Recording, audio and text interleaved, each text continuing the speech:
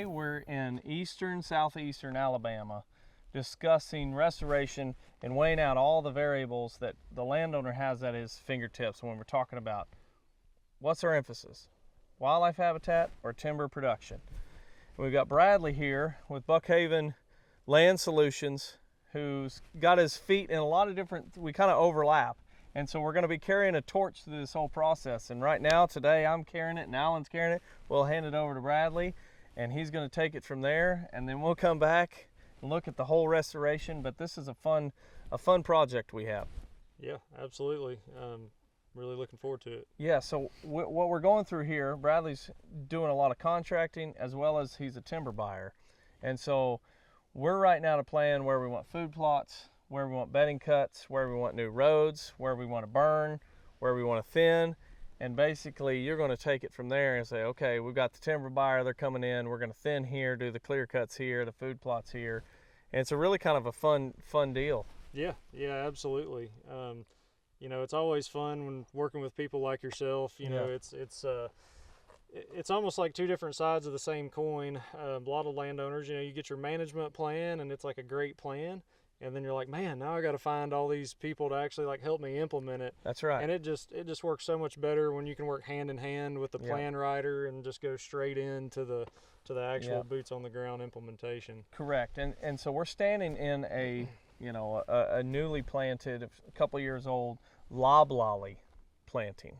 And this is something that we really want to key in on for this project, is the emphasis on pines and whether we should go longleaf, whether we should go loblolly, because that's the two main species that we're dealing with here today.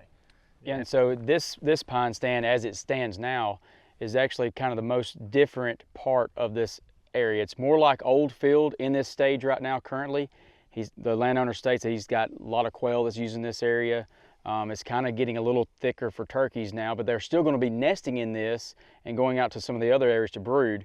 And so we're at this point now where like, this is really awesome as it stands, but this really stages out very quickly.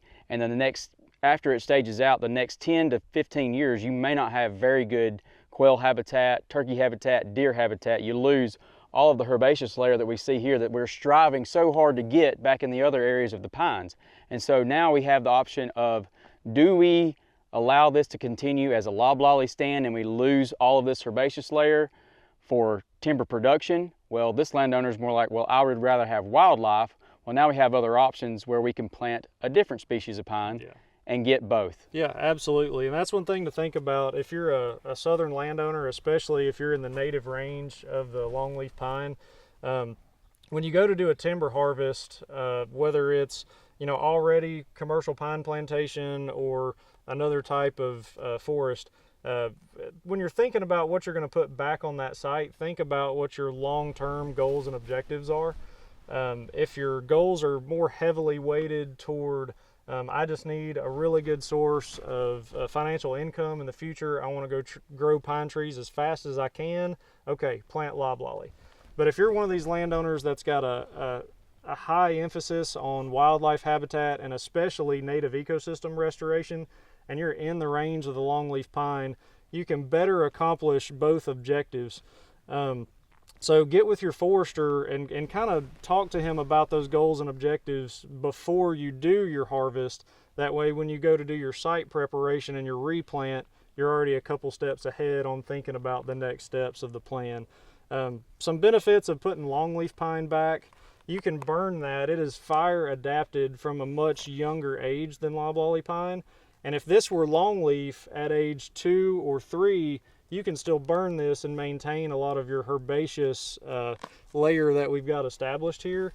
With the loblolly, like Alan said, if you burn this right now, you're going to kill 90% of your timber stand.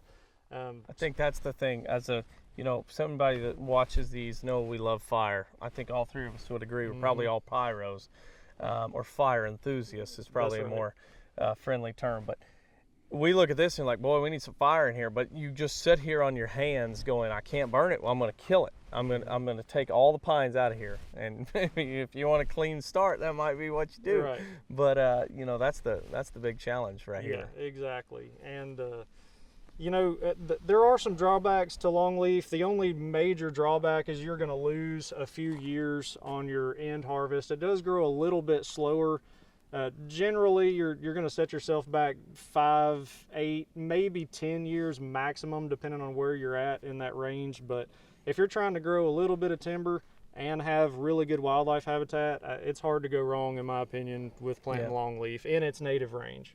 And then I think too, a lot of landowners will kind of get into this mold of like, well, they've planted the pines all the way to the edge of the roads, and these roads will be shaded out really quickly. Think outside the box, and we don't just have to plant this whole entire block of acreage to loblolly pines or even longleaf pines. That's where we start getting creative with some food plots, some wildlife openings, and even maybe just create a part that's just actually old field aspect that this area of the landscape is really, really lacking. And so don't get into that cookie cutter approach of let's plant everything we can. Let's take aside and set some things to where we can have all of it and reach our goals and still have timber too. Yeah, absolutely. And there's a lot of, in the native range of the longleaf, there's a lot of government cost share programs through NRCS, through the Longleaf Alliance, that you can actually get a very large portion of your replanting costs, your site prep, even the first couple burns, very close to almost fully covered with free money. And who doesn't like free money, right? Right. So there are some cost share programs also for loblolly, but not nearly as much as there are available for the longleaf.